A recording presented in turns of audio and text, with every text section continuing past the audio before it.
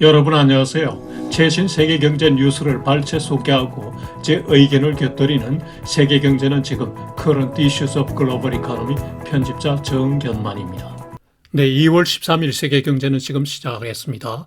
오늘 토픽 2건, 단신 3건, 그리고 명상으로 인생의 때에 관한 명언을 소개하겠습니다.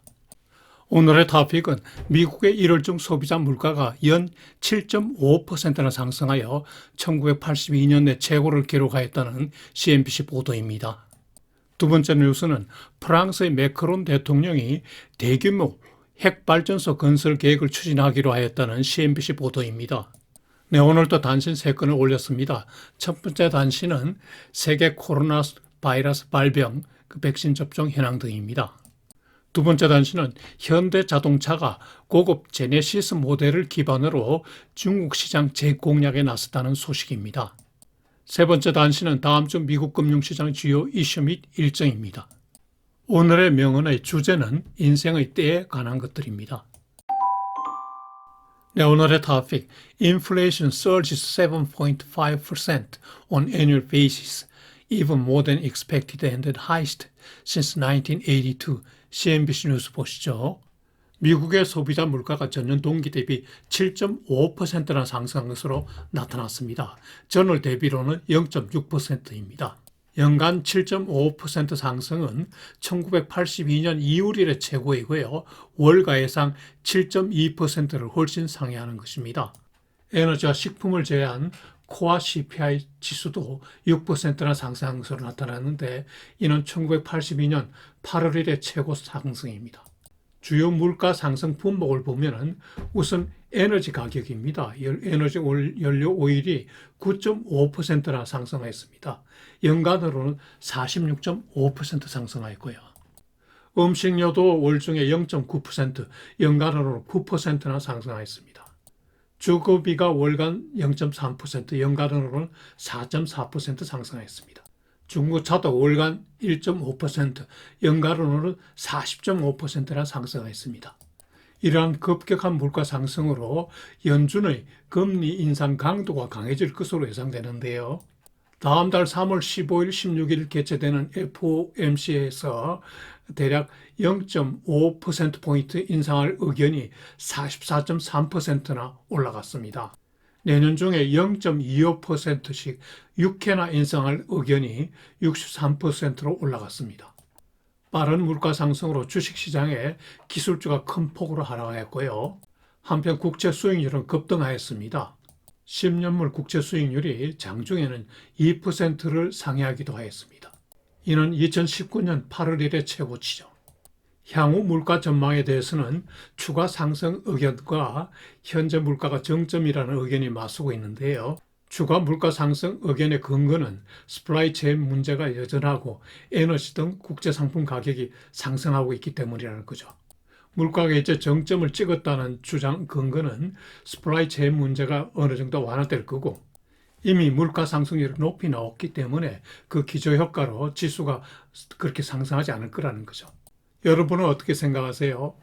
그러나 물가 변동 변수가 하도 많아서 좀 어렵죠, 판단하기. 네, 여기서 지난주 후반에 놓은 인플레이션 관련 추가 뉴스를 소개하겠습니다. 첫 번째, 직원 실업수당 청구자 수인데요. 22만 3천 명으로 연내 최저 수준이 나왔습니다. 전주 대비 16,000명이 감소했고 예상보다도 적었습니다. 오른쪽 막대 그래프는 지난 1년간의 그 실업수당 청구자 수인데요. 계속 줄어들고 있죠. 두 번째 뉴스는 미국의 소비자 심리 지수가 급락하였다는 소식입니다. 미시간대에서 2주마다 발표하는 소비자 심리 지수가 12월에 이어서 1월, 2월까지 계속 급락하네요. 요인은 물가 상승이죠, 첫째. 그리고 정부 정책에 대한 신뢰가 좀 하락했고 부정적인 경제 전망이 전가했기 때문입니다. 세 번째로 지난 주말 원유 가격이 급등하였다는 소식이죠. WTI 서부 텍사스산 중진유가 93.1달러까지 올라갔습니다. 2014년 이래 최고가입니다. 오른쪽 그래프를 보면 유가가 급상승하는 추세가 보이죠. 금요일 오후에 백악관에서 러시아가 언제든 우크라이나를 침공할 수 있다고 했기 때문이죠. 이 발표 동시에 유가는 급등하고 주가는 급락하였죠. 네, 오늘 두 번째 뉴스. France defends its big nuclear adventure, says it is influenced by geopolitics. CNBC 뉴스 보시죠. 프랑스 매크론 대통령이 대규모 핵발전소 건설 계획을 발표했습니다. 10년 내에 최소 6개의 핵 원자로를 건설하고 옵션으로 8기 추가 건설도 생각하고 있다고 했네요. 원자력 발전을 중심으로 해서 2050년까지 탄소 중립화를 달성하겠다고 말했습니다. 곧 이어서 재무장관이 기자회견을 통해서 지정학적인 우려로부터 완전한 에너지 자립을 확보하기 위해서 프랑스가 핵발전소 건설을 한다고 주장했습니다. 수십 년 내 프랑스의 가장 야심찬 계획이라고도 하네요. 여기에다 부연하기를 지난 1년간 과학적 분석 결과 핵발전소 건설 및 신재생 에너지 확대가 탄소 배출 감축 및 에너지 자립에 필요하다는 결론에 도달하였다고 주장하였습니다. 이로써 프랑스의 에너지 정책이 변화된 것인데요. 매크론 대통령 취임 초기에는 원자력 발전 축소를 언급하였다고 하네요. 그러다가 최근 지정학적 우려가 커짐으로써 원자력으로의 정책 전환을 재촉하게 되었다. 이렇게 하네요. 그 외 정책 전환의 계기를 보면은 최근에 에너지 가격이 급등한 것, 그리고 러시아 우크라이나 사태로 에너지 공급 위기가 초래되고 있다는 점, 프랑스는 러시아산 가스 의존도가 40%에 달하고 있네요. 한편 EU 집행부가 원자력 발전을 녹색 에너지, 그린 에너지로 인정하기로 했죠. 작년 말에요. 프랑스 정부의 사전 로비가 큰 힘을 발휘했다고 합니다. 한편 프랑스 대통령 선거가 4월에 예정되어 있는데요. 야당 지도자가 핵발전소 건설 계획은 무책임한 결정이다. 그리고 공공병원 건설 예산에 해당되는데 그 돈을 왜 거기다 쓰느냐 이렇게 주장하는 거죠. 그러자 재무장관이 반박하기를 국민 설득으로 예산을 확보할 거고 새 일자리를 창출하게 되고 그리고 원자력 발전은 프랑스뿐만 아니라 세계의 미래다 이렇게 주장했습니다. 현재 여론조사로는 마크론 대통령의 재선이 유력하다고 하네요. 자, 여기서 원자력 발전과 관련한 제 생각을 말씀드리겠습니다. 저는 석유 생산 없는 국가는 핵발전소 건설이 부득이한 선택이라는 생각입니다. 핵발전과 대체 에너지 발전가의 코스트 베니피트 분석이 필요할 거고요. 추상적 개념을 빼고 핵발전과 대체 에너지 발전가의 코스트 베니피트를 하면은 분석하면은 당연히 핵발전이 유리하죠. 우리나라의 경우 과거 에어오일 쇼크 경험도 있고 그리고 최근 2달 연속 무역 수지 적자가 발생하고 있잖아요. 고유가 때문에 우리나라 거시경제 지표가 흔들리고 있죠. 사실 대체 에너지 생산 비용이 크죠. 그린 에너지를 해서 풍력 발전을 하다가 오히려 산림 파괴라는 그린 파괴도 나오죠. EU가 핵 발전을 그린으로 인정하는 과학적 근거도 있습니다.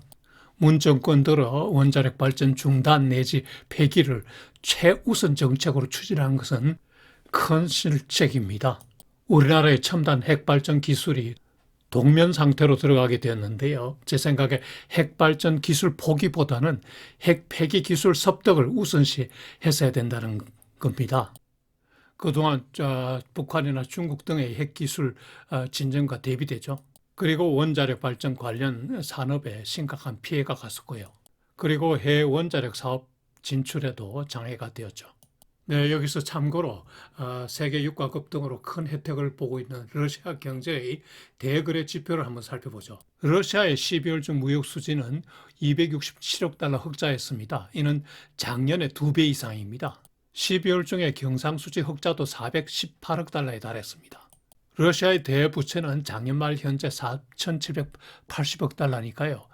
경제 규모에 비해서 부담이 없죠. 그동안 경상수지 흑자로 많이 갚았군요.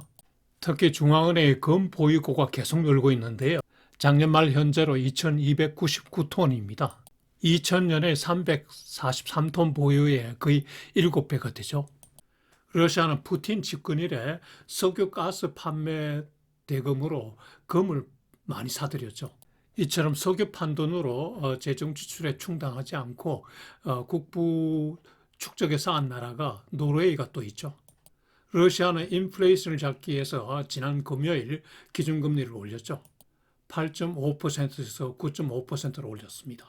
재작년에 코로나 바이러스로 마이너스 2.7% 역성장했던 러시아 경제는 작년 유가 급등으로 4.6% 성장했습니다. 러시아 거시 경제는 유가와 거의 연동되죠. 2년 전에 퍼캐피타가 12,000불 정도였는데요. 물가 수준을 감안한 퍼캐피타는 26,000불이 넘습니다.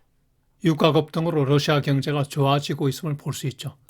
네, 오늘 첫 번째 단신, 한국 시간으로 토요일 새벽 현재 세계 코로나 현황입니다. 세계 확진자 누계는 4억 491만 명으로 지난주 대비 4.7% 증가했습니다.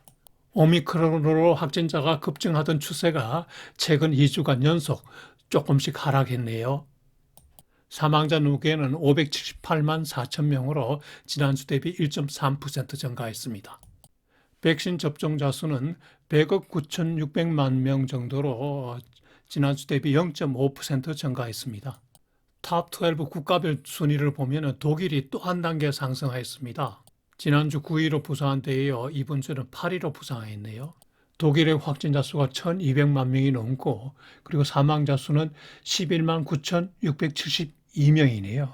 네, 두 번째 단신, 현대자동차가 제네시스 고급 모델로 중국 시장 재공략에 나섰다는 소식입니다. 현대자동차의 전략은 젊은 고객을 타겟으로 해서 직접 접촉 전략이라고 하는데 어떤 방법인지 정확히 모르겠군요. 그리고 고사양에 의한 높은 가격을 제한하고 있습니다.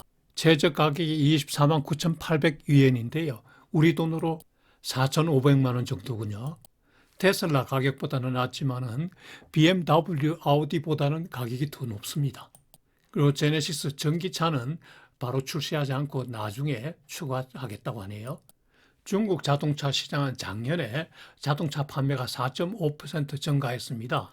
2018년 이래 첫 증가세라고 하네요. 특히 고급차가 더 잘 팔렸다고 합니다.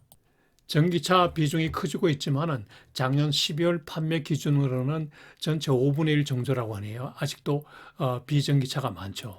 이에 따라 현대차는 당분간 비전기 고급차가 판매에 유리하다고 판단한 것 같습니다. 현대자동차는 외국계 럭셔리차와 중국계 신차 속에 샌드위치가 되었는데요.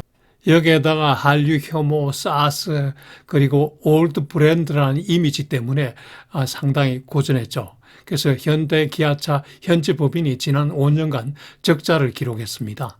작년에 현대 기아차 포함해서 38만 대 판매에 그쳤는데 생산 능력은 125만 대나 됩니다.